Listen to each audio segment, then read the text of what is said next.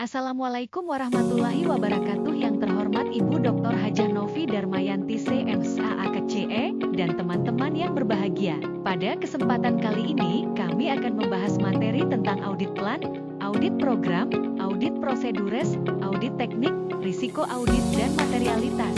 Kami dari kelompok 1 yang beranggotakan 1. Nailatul Muna NIM 220410005. 2. Fitri Dwi Anggraini NIM 220410068. 3. Siti Mawanah NIM 2204171. Baik, langsung saja kita akan ke materi pertama, yaitu tentang audit plan. Audit plan adalah pengembangan strategi menyeluruh pelaksanaan dan lingkup audit yang disusun segera setelah manajemen latar surat perikatan disetujui klien. Dalam perencanaan audit, auditor harus mempertimbangkan antara lain pahami bisnis dan industri klien, kebijakan dan prosedur akuntansi klien, metode pengolahan informasi akuntansi yang digunakan klien termasuk penggunaan organisasi jasa dari luar untuk mengolah informasi akuntansi pokok perusahaan, penetapan tingkat risiko pengendalian yang direncanakan, pertimbangan awal tingkat materialitas untuk tujuan audit, pos laporan keuangan yang memerlukan penyesuaian.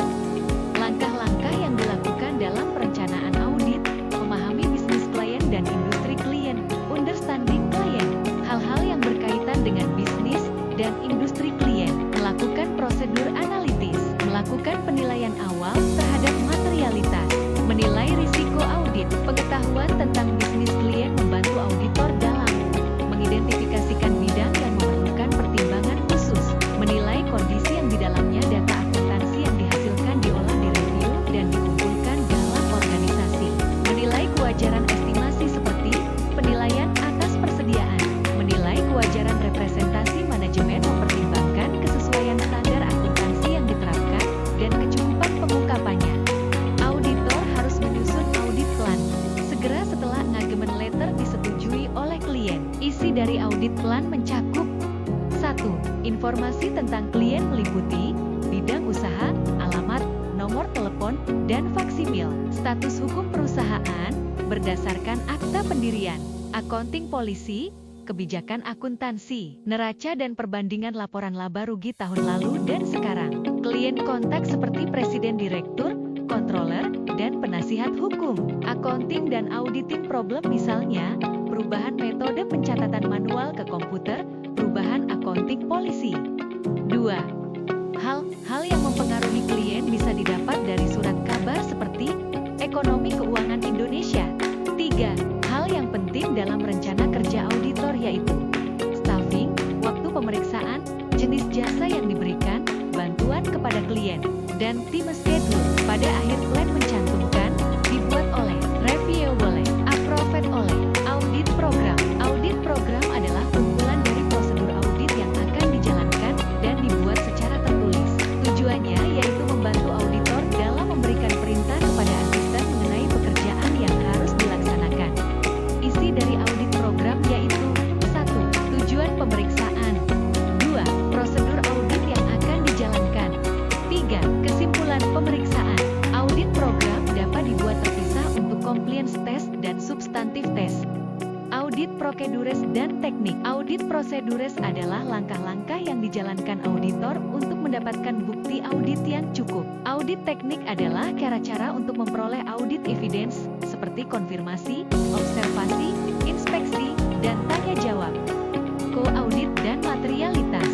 Dalam PSA nomor 25, diberikan pedoman bagi auditor dalam mempertimbangkan risiko dan materialitas pada saat perencanaan dan pelaksanaan audit atas laporan keuangan berdasarkan standar auditing yang ditetapkan oleh Ikatan Akuntan Indonesia. 1. Risiko audit dan materialitas mempengaruhi penerapan standar auditing khususnya standar pekerjaan lapangan dan standar pelaporan dalam laporan audit bentuk baku. Risiko audit dan materialitas bersama dengan hal-hal lain perlu dipertimbangkan dalam menentukan sifat dan luas prosedur audit serta dalam mengevaluasi hasil prosedur tersebut. 2. Adanya risiko audit diakui dengan pernyataan dalam penjelasan tentang tanggung jawab dan fungsi auditor independen yang berbunyi sebagai berikut. Karena sifat bukti audit dan karakteristik kecurangan auditor dapat memperoleh keyakinan memadai bukti mutlak bahwa salah satu deteksi.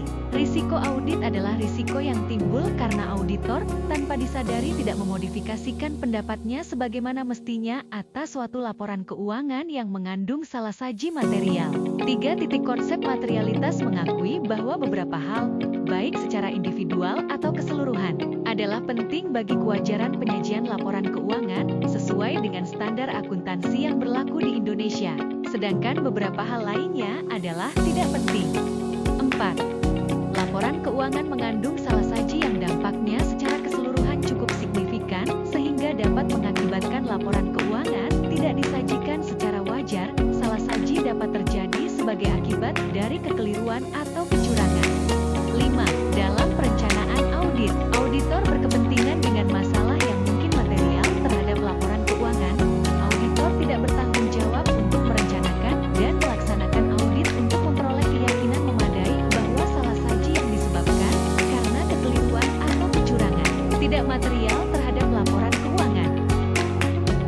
6. Istilah kekeliruan berarti salah saji dalam laporan keuangan mencakup kesalahan dalam pengumpulan atau pengolahan data yang menjadi sumber penyusunan laporan keuangan, estimasi akuntansi yang tidak masuk akal yang timbul dari kecerobohan atau salah tafsir fakta, kekeliruan dalam penerapan standar akuntansi yang berkaitan dengan jumlah klasifikasi cara penyajian atau pengungkapan.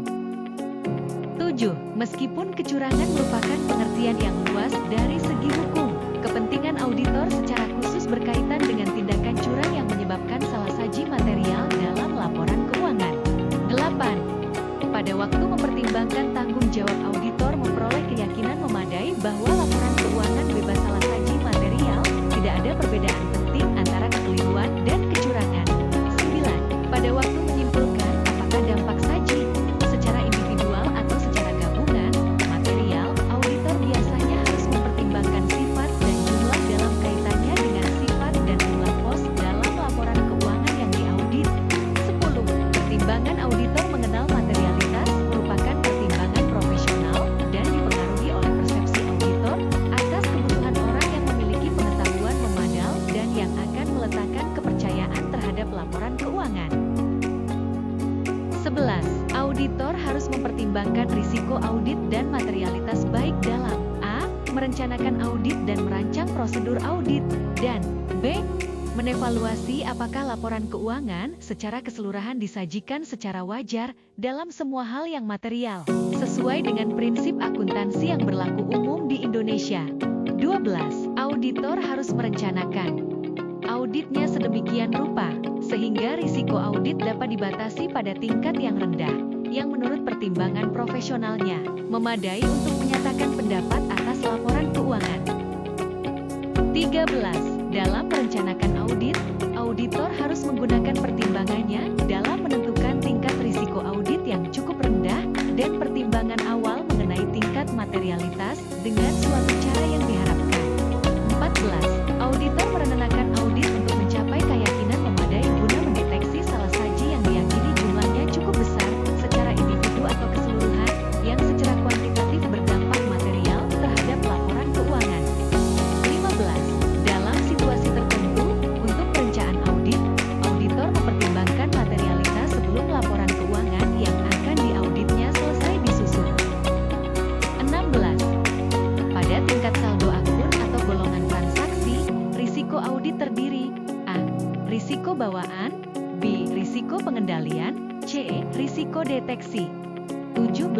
Risiko bawaan dan risiko pengendalian berbeda dengan risiko deteksi. Kedua risiko yang disebut terdahulu ada, terlepas dari dilakukan atau tidaknya audit atas laporan keuangan, sedangkan risiko deteksi berhubungan dengan prosedur audit dan dapat diubah oleh keputusan auditor itu sendiri. 18. Risiko deteksi yang dapat diterima oleh auditor dalam merancang prosedur audit tergantung pada tingkat yang diinginkan untuk membatasi risiko audit suatu saldo akun atau golongan transaksi dan tergantung atas penetapan auditor terhadap risiko bawaan dan risiko pengendalian. Kesimpulan.